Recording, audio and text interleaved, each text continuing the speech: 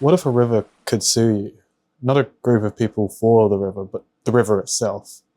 What if it could own property, be represented in court, and have its own interests protected by law?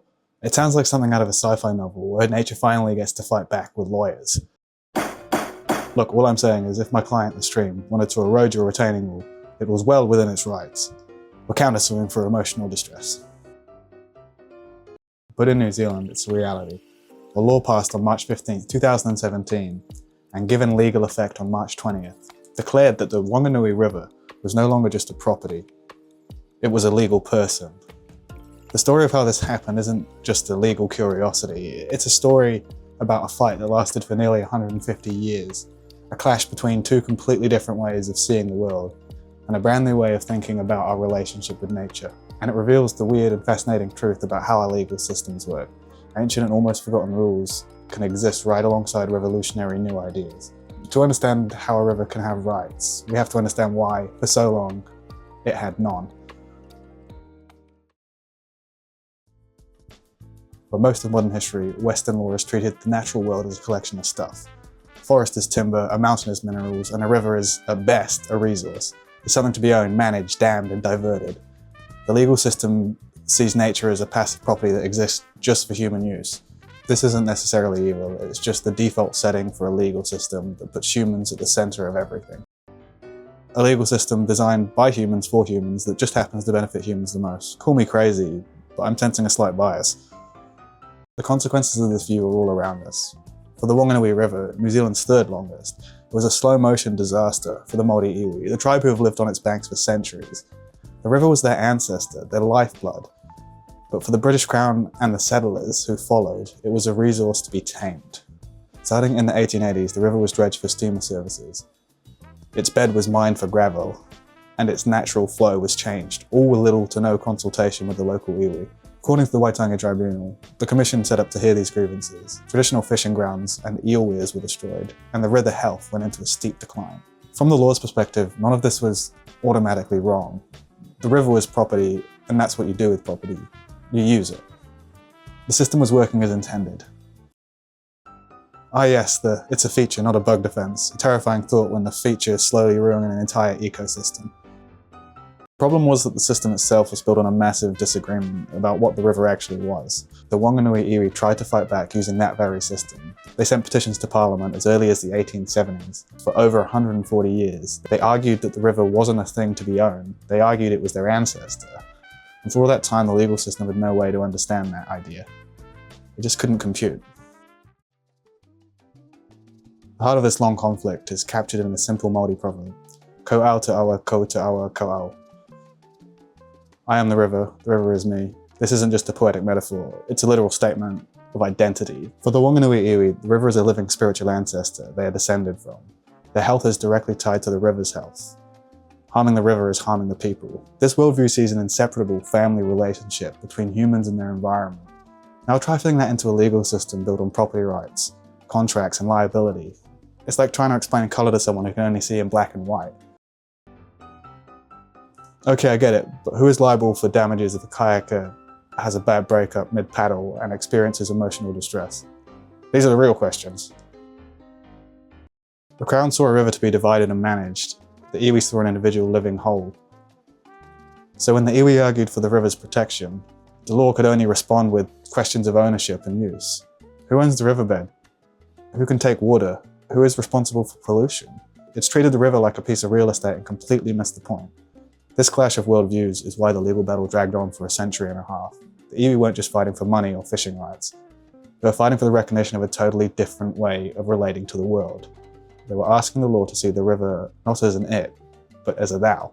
To bridge the gap, negotiators for the iwi used an analogy the law already understands. A corporation. We have no problem accepting that a company, a completely legal fiction, can be a person in the eyes of the law.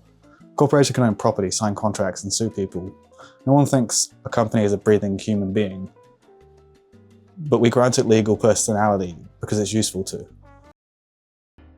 Megacorp Industries LLC can sue you into an oblivion, but the idea of a 290-kilometre river doing it, that was just crazy talk. Negotiators used this existing legal strangeness to their advantage, proposing a solution that wasn't about who owned the river, but about who the river is. In 2017, the New Zealand Parliament passed the Te Awa Tupua, Whanganui River Claim Settlement Act. This law didn't just settle old grievances, it fundamentally changed the river's legal status. The Act declares Te Awa Tupua, the river, to be a legal person, with all the rights, powers, duties and liabilities of a legal person. So how does a river hire a lawyer? You can't exactly walk into an office. For one, the water damage would be catastrophic, and the reception from the fish would be icy. It doesn't, but its guardians can. The Act created a legal framework where the river is represented by two people in a role called Te Awa Tupua, which translates to the human face of the river. One guard is appointed by the Crown and the other by the Whanganui iwi. Together they must act in the river's best interests, speaking for and making decisions on its behalf. And this wasn't just a symbolic gesture. The Act came with a settlement of $80 million to address the Crown's past harms, and created a separate $30 million fund to help restore the river's health. The guardians have a real say in decisions that affect the river. Anyone making a decision that impacts the river now must recognise its legal status instead of intrinsic values known as Te Awa Tupua, which acknowledge the river's spiritual dimension and its connection to the people and the land. This new framework is already fostering conversations and relationships that were impossible under the old model of simple ownership. The Whanganui River might be one of the most famous examples, but it's part of a growing global rights of nature movement. Ecuador became the first country to recognise the rights of nature in its constitution back in 2008. Since then, rivers, lakes and ecosystems in countries like Colombia, Bangladesh and Spain have all been granted certain rights. The movement argues that our environmental laws have failed because they're based on the flawed idea that nature is just property. By changing that idea and seeing nature as a subject with rights, we might find a better way to protect it. What makes the New Zealand case so compelling is the wild contrast it creates. The same legal system that produced the groundbreaking Te Awa Tupua Act is also a museum of bizarre, ancient laws. New Zealand's legal framework is built on a foundation of Old English statutes, many of which were never officially thrown out. For example, part of the Bill of Rights, 1688, an English law that's still technically part of New Zealand law, states that Protestant subjects may have arms for their defence. So theoretically, you could argue your right to own a 17th century musket. It's probably not a legal argument you'd win, but it's there. Please don't try this. It's a historical artifact largely superseded by modern laws, but it's still sitting there in the law books, like old furniture in the attic of the state. This is the central contradiction. A legal system can be forward-thinking enough to grant personhood to a river, and at the same time be so cluttered that it still carries laws from the 17th century. It proves that legal systems don't evolve neatly, they accumulate. Old laws are left behind, with new, sometimes radical ideas bolted on top. The story of the Whanganui River is the story of how a legal system was forced to explain its imagination. It was challenged by a worldview it couldn't understand, and over 140 years, it finally adapted. The result is a law that feels both strange and deeply sensible. It acknowledges that our relationship with the natural world could be more than just ownership. The idea that I am the river and the river is me is no longer just a proverb. It's now a legal principle. Te Awa Tupua isn't a perfect solution, and its full impact is still unfolding.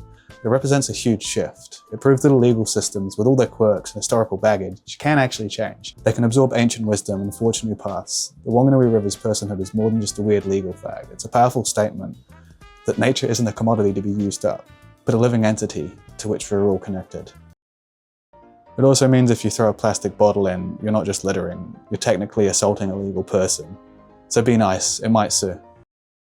And sometimes the strangest law in the country is also the one that makes the most sense.